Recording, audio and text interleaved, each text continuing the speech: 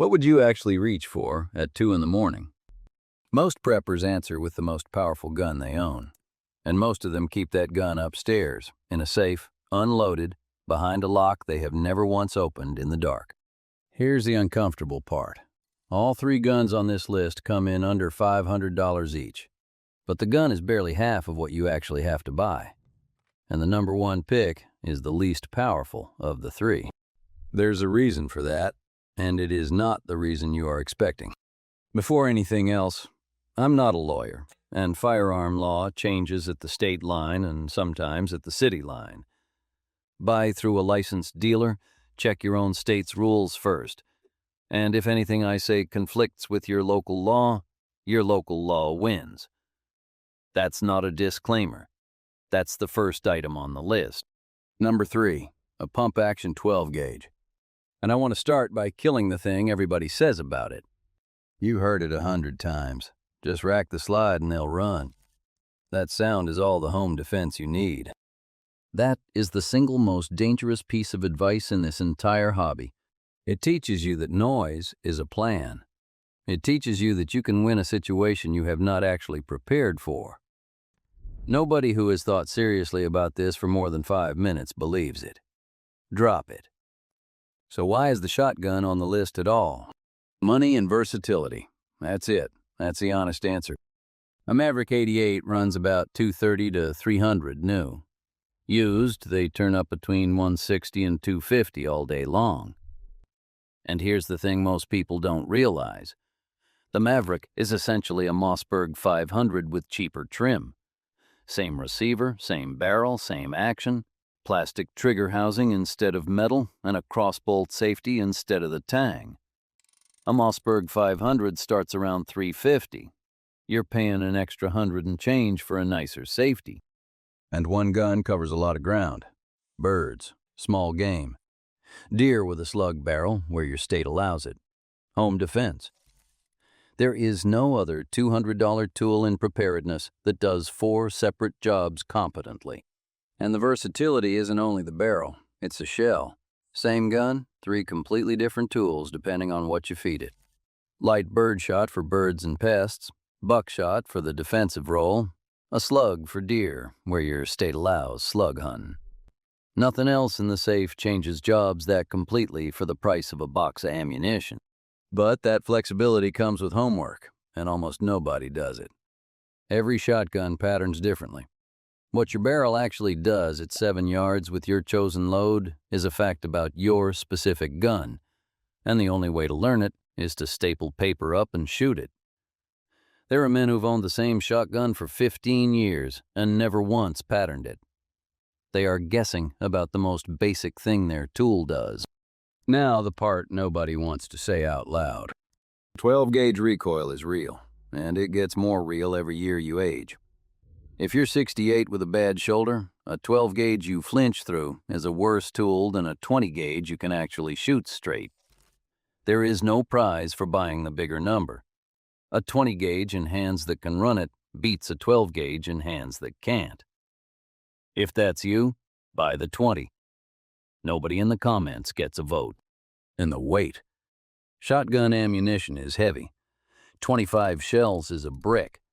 If any part of your plan involves moving on foot, the shotgun is the first thing that starts feeling like a bad decision. One safety point, and it belongs right here rather than at the end. Whatever is downrange of your shot does not stop at the wall. Interior drywall stops almost nothing. In a house, you are responsible for where every single pellet finishes, including the ones that go through the bedroom your kids are sleeping in. That's not tactics. That's the physics of the building you live in. And it's the reason people who take this seriously walk their own floor plan in daylight and think about what's behind every direction they might ever point something. Shotgun's a good buy. It just isn't the magic wand it gets sold as. The next one is the gun everybody underestimates, and it's the one I'd actually miss most. Number 2 is a .22 rifle. And I know exactly how that lands. The weakest gun on the list, sitting at number 2, above the 12-gauge. Here's why.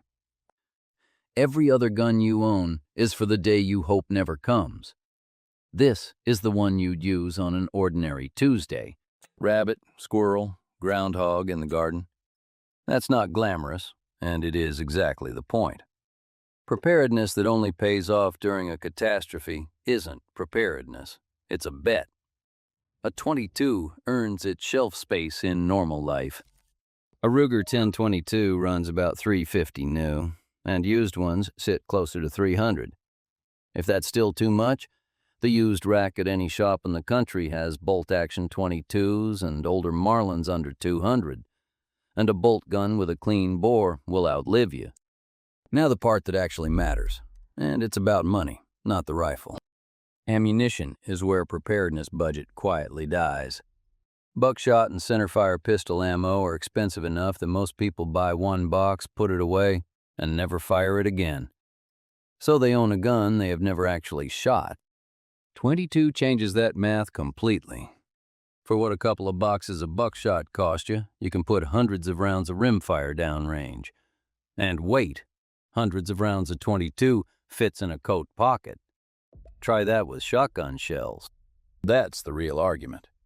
Not that the .22 is powerful. It isn't. It's that it's the only gun on this list you'll be able to afford to practice with. And practice is the thing everybody skips because nobody sells it in a box. A gun you've fired 500 times is a different object than the same gun fired 5 times. There's a second thing the .22 does that nothing else on this list can, and it has nothing to do with hunting. It's the gun you can teach on. Recoil creates flinch, and flinch has ruined more shooters than bad equipment ever has. Once somebody's been kicked hard by a 12 gauge they weren't ready for, they carry that flinch into everything they pick up afterward, and it takes months of work to unlearn. Start a spouse, a grown kid, or yourself at 65 on a .22, and none of that ever gets installed. Low recoil, low noise, cheap enough to shoot all afternoon. Fundamentals first, power later. Every serious instructor in the country will tell you the same thing. Almost nobody listens.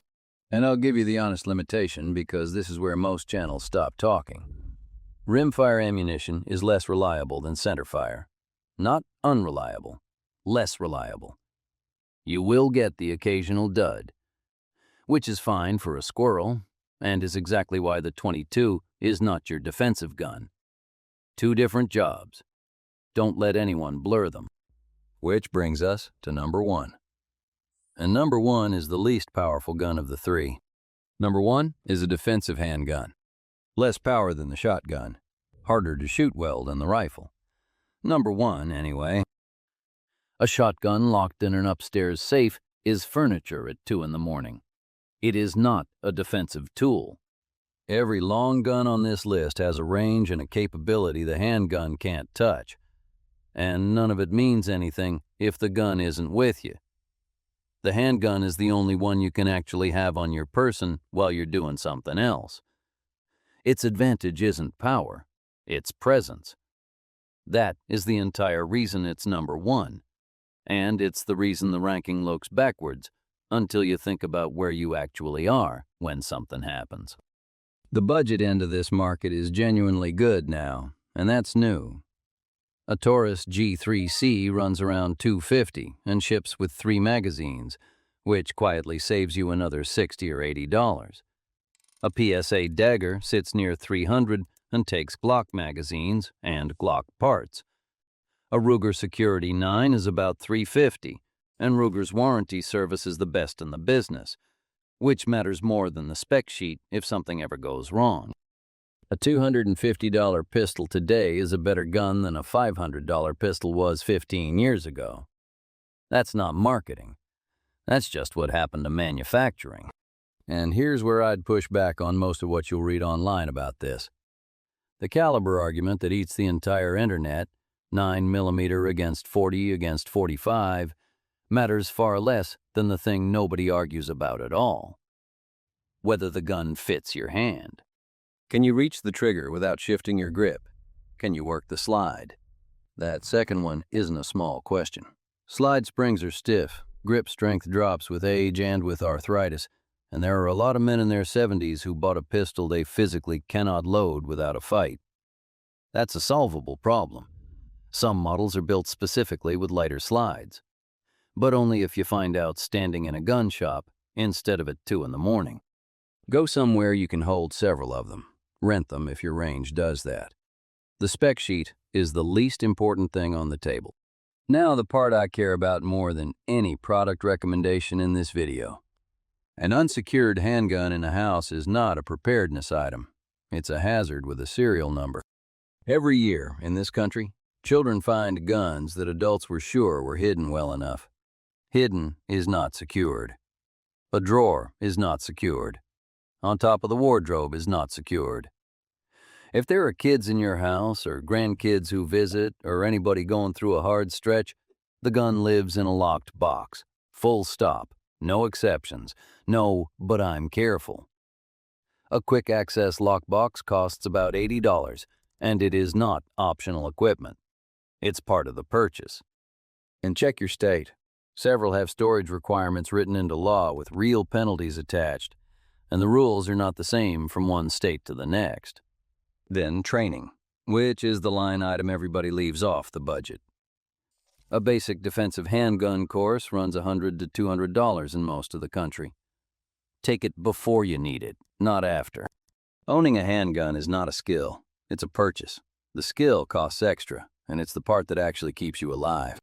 So, a pump 12 gauge, a .22 rifle, and a defensive handgun. Every one of them under $500, and you can build the whole set for under $1,000 if you shop the used rack patiently. But here's what I actually want you to take away, because it's the thing the title can't fit. The $500 buys the tool. It doesn't buy the capability. Add up what's really on the list. The gun, a lockbox, enough ammunition to actually shoot the thing, and one course, and you're at closer to $700 before you own anything you can genuinely depend on. Which is fine.